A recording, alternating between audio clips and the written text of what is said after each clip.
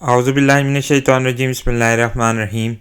Royal you TV की तरफ से अस्सलाम वालेकुम। पाकिस्तान में इस वक्त सिर्फ़ एक ही ख़बर आम है। जी हाँ, नूर मुक़द्दम केस के मुतालिक मुख्तलिफ़ अंदाज से तबसरे किए जा रहे हैं। हम आज की वीडियो में इस मौजू पर थोड़ी सी बात करेंगे, साथ ही साथ खिलाफत मिनहाजुन नबुव्वा की वापसी और इसकी जो ज़रूरत पूरी मुसलमान दुनिया में महसूस की जा रही है, उस पर एक तज़किया पेश करेंगे। आप लोगों से गुजारिश है कि हमारे चैनल को सब्सक्राइब करने के साथ साथ बेल आइकन के बटन को हिट करें, साथ ही साथ वीडियो को लाइक या डिसलाइक करना मत भूलें और कमेंट और शेयर भी ज़रूर करें। बात करते हैं नूर मुक़द्दम केस की, जहां ये बताया जा रहा है कि इस्लामाबाद में एक लड़की का इंतहाई बोहिमाना तरीके से कत्ल हुआ है। ज़ाहिर जाफ़र नामी शख्स, जो कि एक मुबैना तौर पर इसी का फैमिली फ्रेंड तस्वुर किया जाता था, उसने ही इस लड़की का बोहिमाना तरीके से सर कलम कर दिया है। ये तस्वीर आप देख सकते हैं ज़ाहिर जाफ़र की। साथ ही साथ ये भी बताया जा रहा है कि ज़ाहिर जाफ़र पाकिस्तान की एक इंतहाई ताकतवर और माली तौर पर मजबूत फैमिली का लड़का है, और यही वजह है कि इसके वालिदैन ने कोशिश करके इसको बचाने की कोशिश करी। अब सवाल ये पैदा होता है कि आखिर पाकिस्तान में ऐसे केसेस बार बार क्यों नज़र आते हैं। सिर्फ़ और सिर्फ इसका ये एक ही जवाब है कि इस्लाम का आदिलाना निज़ाम पाकिस्तान में मौजूद नहीं है। यही वजह है कि बड़े बड़े अमीर लोग और ताकतवर लोग समझते हैं कि किसी तौर से भी वो कोई भी जुर्म कर लें, वो उनको सज़ा देना तकरीबन नामुमकिन हो जाता है, क्योंकि इस्लाम का आदिलाना निज़ाम मौजूद नहीं है, खिलाफत मिनहाजुन नबुव्वा की कोई सूरत मौजूद नहीं है, इसलिए ये तमाम वाक़यात नज़र आते हैं। रसूलुल्लाह सल्लल्लाहु अलैहि वसल्लम ने फरमाया था कि अगर मेरी बेटी भी फ़ातिमा भी चोरी करती तो मैं भी उसके भी हाथ काट देता। पाकिस्तान में चूँकि ये तसव्वुर मौजूद नहीं है और बड़े बड़े लोग जुर्म करते हैं और हर तरीके से बच निकलते हैं, यही वजह है कि हालिया सालों में इन केसेस की तादाद बढ़ती जा रही है। ख़ास तौर पर ख़वातीन के हवाले से इंतहाई ज़ालिमाना तरीके से उनको कत्ल किया जा रहा है। सिविल सोसाइटी, ये नाम नहाद सिविल सोसाइटी जो मगरबी इक़दार से मुतासिर नज़र आती है, वो इस पर मुख्तलिफ़ अंदाज से तबसरे करती है, एहतजाज करती है और फिर ख़ामोश हो जाती है, क्योंकि ये उन्हीं बड़े लोगों की बेगमात हैं जो जिनका तमाम का तमाम ताल्लुक़, जिनके तमाम के तमाम जो मफादात हैं वो इसी निज़ाम से वाबस्ता हैं जो अंग्रेज़ इनको देखा गया है। ये बात भी कही जा रही है कि ये मगरबी इक़दार से मुतासिर होने की वजह से ऐसा हो रहा है, जो कि हम समझते हैं कि करीबन ऐसा नहीं है। चूँकि आदिलाना निज़ाम मौजूद नहीं है, इसलिए ये वाक़यात पेश आते हैं और खिलाफत की ज़रूरत आज पाकिस्तान में जिस तरीके से महसूस की जा रही है, वो कभी महसूस नहीं की गई। हम बात करते हैं सन 1947 के वाक़यात की, जहां मशरक़ी और मगरबी पंजाब में जब मुसलमानों ने, हिंदुओं ने और सिखों ने एक दूसरे की औरतों की आबरूरेज़ी करी, हज़ारों औरतों को कत्ल कर दिया गया और लाखों लोग इन फसादात में मारे गए थे। तो ये सोच की गमाज़ी भी करता है कि ये लोग किस तरीके से औरतों के मुतालिक जो ख़यालात रखते हैं, उसकी भी बहुत हद तक अक्कासी होती है। और यही चीज़ आप सआदत हसन मंटो के अफ़सानों में पढ़ सकते हैं कि जो वहशत और दरिंदगी लोगों के जहनों में पाई जाती है, वो जब कानून ख़त्म हो गया तब सामने आ गई। इससे ये बात वाज़ेह होती है कि हमें पाकिस्तान में या दीगर दूसरे इस्लामी ममालिक में खिलाफत का निज़ाम नाफिज करना हमारी एक ज़रूरत बन जाता है। साथ ही साथ हम ये बात भी कहते चले कि हज़रत डॉक्टर इसरार रहमत रहमतुल्लाह अलैह पाकिस्तान के मुतालिक ये कहा करते थे कि पाकिस्तान अपने रहने का जवाज़ खो चुका है और अब इसका ख़ात्मा करीब है, इसकी उल्टी गिनती शुरू हो चुकी है। और महसूस ये हो रहा है कि हालिया सालों में जो वाक़यात तेज़ी से नमूदार हो रहे हैं, उससे ये नेशन स्टेट्स जो वेस्टफेलियन सिस्टम के नतीजे में वजूद में आई हैं। वेस्टफेलियन पीस ट्रीटी के मुतालिक आपको थोड़ा सा बताते चलें कि 1648 में मगरबी ममालिक के कुछ लोगों ने एक मुआहदा किया था, जिसमें ये बात कही गई थी कि नेशन स्टेट्स का क़याम अमल में आएगा। और फिर यूरोप में हमने ये देखा कि किस तरीके से बड़ी बड़ी मोनार्कीज़ ख़त्म होना शुरू हुई और मुख्तलिफ़ ममालिक वजूद में आए। पाकिस्तान भी दो कौमी नज़रिए की बुनियाद पर वजूद में आया था। جہاں ہندو اور مسلمان کی بات کی گئی تھی، لیکن اب پاکستان بحیثیت اگر دیکھا جائے تو صرف کچھ اکثریتی قوموں کا ایک ملغوبہ بن کے رہ گیا ہے، جہاں صرف طاقتور لوگوں کو یہ حق حاصل ہے کہ وہ جی سکیں، مظلوم لوگوں کو اس ملک میں رہنے کا کوئی حق نہیں دیا جاتا۔ سن 1947 کے پاکستان بننے کے واقعات کے بعد آپ دیکھ سکتے ہیں جہاں خان لیاقت علی خان کو شہید کر دیا گیا اور محترمہ فاطمہ جناح کے خلاف کس طریقے سے جو بھرپور انداز میں مہم چلائی گئی۔ اس کے علاوہ 1971 کے واقعات تو سب کے سامنے ہی ہیں، جہاں مشرقی پاکستان کے لوگوں کو پاکستان بنانے کی سزا دی گئی۔ تو اب بہرحال یہ بات کہی جا رہی ہے کہ خلافت میں ناج النبوہ کی جو ضرورت ہے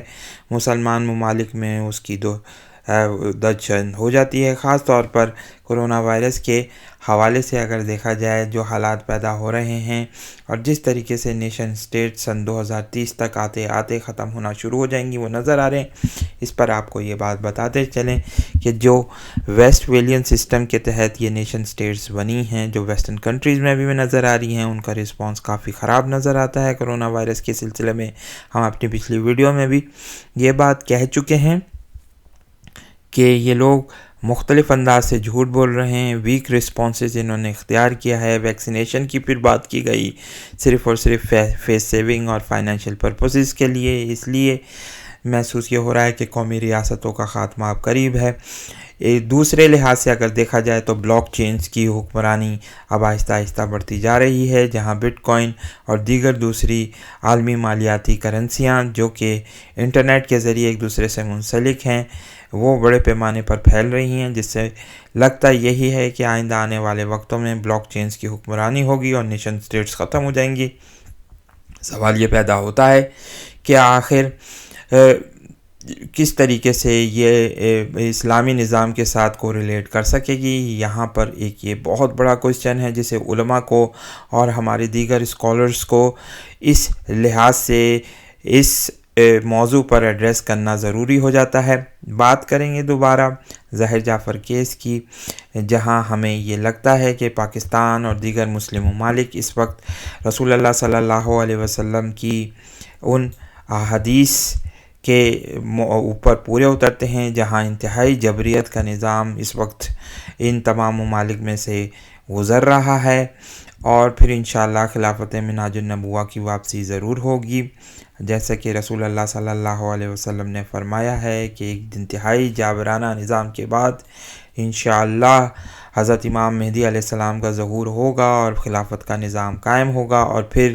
یہی وہ شخص ہوں گے جو دنیا کو اسی طریقے سے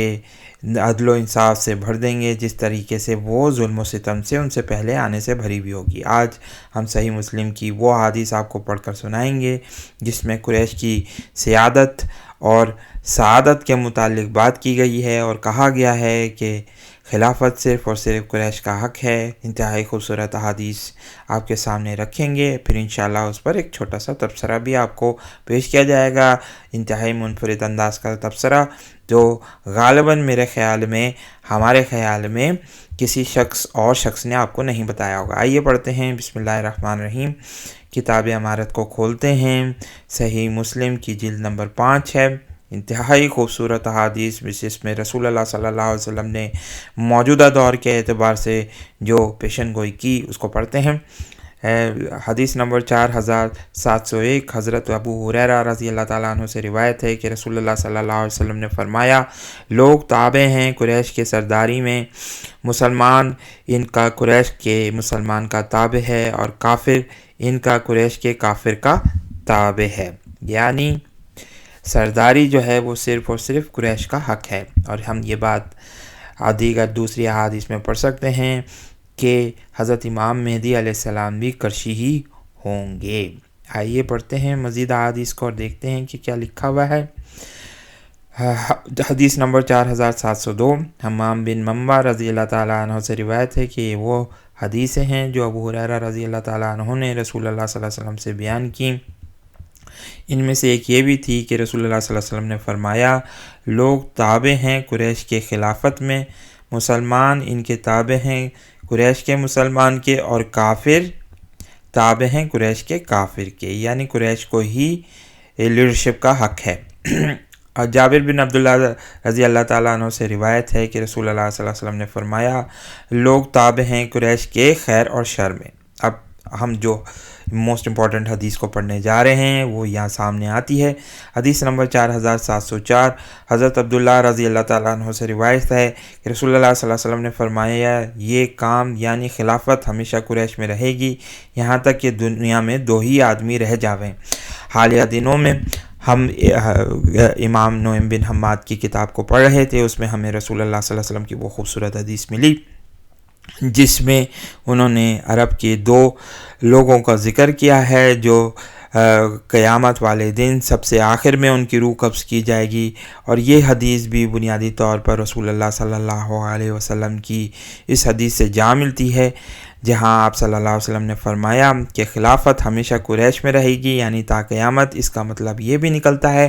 کہ بالآخر انشاءاللہ خلافت مناج نبوہ قیامت کے آنے سے پہلے قائم ہوگی، جیسا کہ ہم نے آپ کو حدیث میں پڑھ کے سنایا بھی جس میں 4 ادوار کا ذکر ہے، اور ساتھ ساتھ یہ احادیث بھی ہمیں ملتی ہیں کہ خلافت ہمیشہ قریش میں ہی رہے گی، یعنی اس سے یہی ثابت ہوا کہ قیامت کے آنے سے پہلے خلافت ضرور قائم ہوگی۔ اب آئیے ایک اور حدیث پڑھتے ہیں جس سے مزید اس موضوع پر ہمیں کلیریفیکیشن ملتی ہے۔ حدیث نمبر 4705 جابر بن سمرہ رضی اللہ تعالیٰ عنہ سے روایت ہے کہ میں اپنے باپ کے ساتھ رسول اللہ صلی اللہ علیہ وسلم کے پاس گیا، میں نے سنا آپ فرماتے تھے کہ خلافت تمام نہ ہوگی جب تک کہ مسلمانوں میں 12 خلیفہ نہ ہوں گے۔ پھر آپ نے آہستہ سے کچھ فرمایا، میں نے اپنے باپ سے پوچھا کیا فرمایا؟ انہوں نے کہا آپ نے یہ فرمایا کہ یہ سب خلیفہ قریش میں سے ہوں گے، یعنی رسول اللہ صلی اللہ علیہ وسلم کے بعد 12 خلفاء قریش میں سے آئیں گے۔ اب سوال یہ پیدا ہوتا ہے، بہت سارے لوگوں نے اس کی انٹرپریٹیشن کی ہے، اور یہیں وہ نقطہ ہے جو ہم آپ کو آج منفرد انداز میں بتائیں گے۔ اس میں بھی بنیادی طور پر رسول اللہ صلی اللہ علیہ وسلم نے قیامت آنے سے پہلے حضرت امام مہدی علیہ السلام کی قیادت میں خلافت کے قائم ہونے کی پیشن گوئی کی ہے، وہ اس طریقے سے کہ قریباً 6 خلفاء جو ہیں وہ خلفائے راشدین اگر ان کو ہم شمار کریں وہ آ چکے ہیں، اور 6 خلفاء انشاءاللہ حضرت امام مہدی علیہ السلام کے بعد ان کو ملا کر آئیں گے، یعنی حضرت ابو بکر صدیق رضی اللہ تعالیٰ عنہ پہلے نمبر پر ہوئے، دوسرے نمبر پر حضرت عمر فاروق رضی اللہ تعالیٰ عنہ ہوئے، تیسرے نمبر پر حضرت عثمان ہوئے، چوتھے نمبر پر حضرت علی مولا علی کرم اللہ وجہہ ہوئے، 5ویں نمبر پر حضرت امام حسن ہوئے جن کی خلافت قریباً 4 سے 6 مہینے رہی،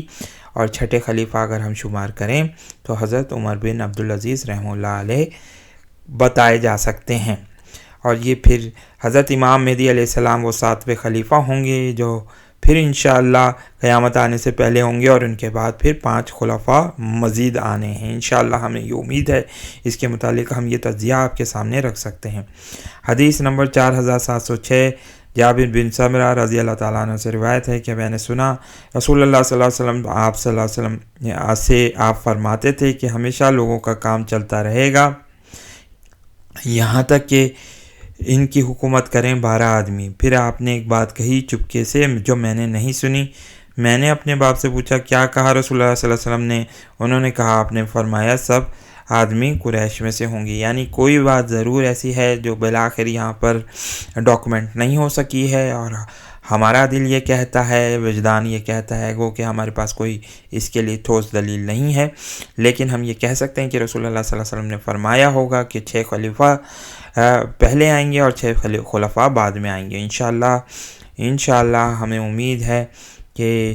انشاءاللہ اسلام غالب رہے گا، جیسا کہ اس حدیث میں آتا بھی ہے۔ جابر بن سمرہ رضی اللہ تعالیٰ عنہ سے روایت ہے میں نے سنا رسول اللہ صلی اللہ علیہ وسلم آپ فرماتے تھے ہمیشہ اسلام غالب رہے گا 12 خلیفوں کی خلافت تک۔ پھر آپ نے ایک بات فرمائی جس کو میں نہ سمجھا،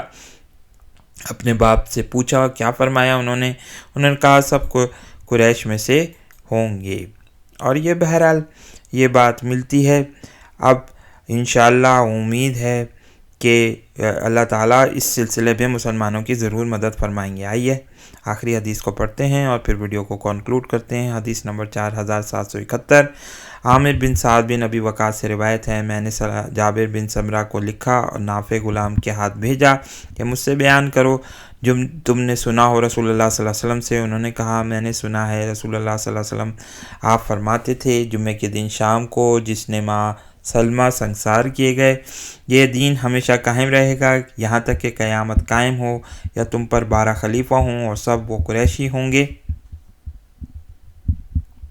اور سنا میں نے آپ نے فرماتے تھے کہ ایک چھوٹی سی جماعت مسلمانوں کی کسریٰ کے سفید محل کو فتح کرے گی۔ بالکل ایسا ہی ہوا حضرت عمر فاروق رضی اللہ تعالیٰ عنہ کے زمانے میں۔ اور پھر میں نے سنا آپ فرماتے تھے کہ قیامت کے قریب جھوٹے پیدا ہوں گے، ان سے بچنا۔ اور میں نے سنا آپ صلی اللہ علیہ وسلم فرماتے تھے جب